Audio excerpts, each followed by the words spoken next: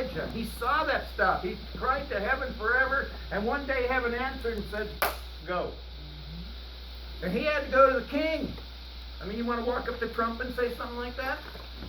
You can't even hardly walk up to your neighbor, let alone Trump. I mean, think about it. I'm not getting down on you. I'm just thinking, because we're talking spirit of fear. What is the warrior? What is the lion? And so you're sitting there, and that's what God's been showing me. These things are huge, and it's going to take massive force to move them corporately and personally. Okay? Because they're being fed.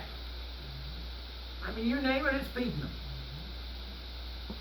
Whether it's on a governmental level, whether it's on an international level, whether it's on a personal level, or whatever level you can think of, it's getting fed. And it's getting fed good.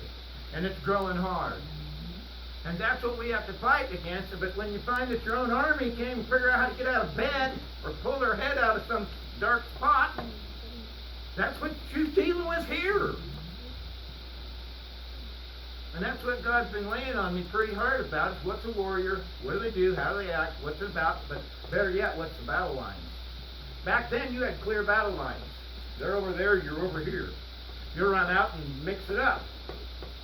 Okay? Well, today, we mix it up differently, but yet we mix it up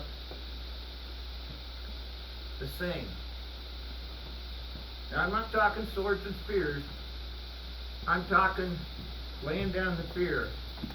Because, see, Elijah went out and he done did it. He stood in front of the king, he stood on Carmel, he did blah, blah, blah, blah, blah, and God honored him, and all of a sudden fear came upon him and he ran.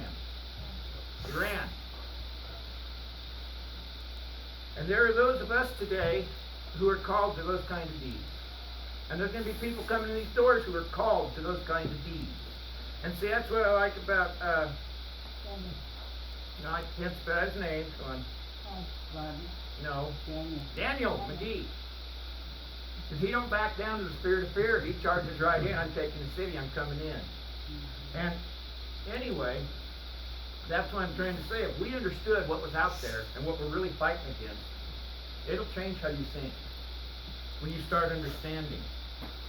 And that's like, okay, back to Samuel, verse 2. The Philistines drew up against Israel, and when the battle spread, Israel was smitten by the Philistines, who slew about 4,000 men on the battlefield. Verse 3.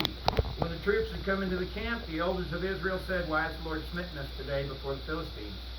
Let us bring the ark of the covenant from the Lord here, from Shiloh, that he may come among us and save us from the power of our enemies. Well, they didn't know they'd already screwed up. Israel was already a dead duck. There was basically God's judgment upon them because they weren't doing right. The sons of Eli, Phinehas, and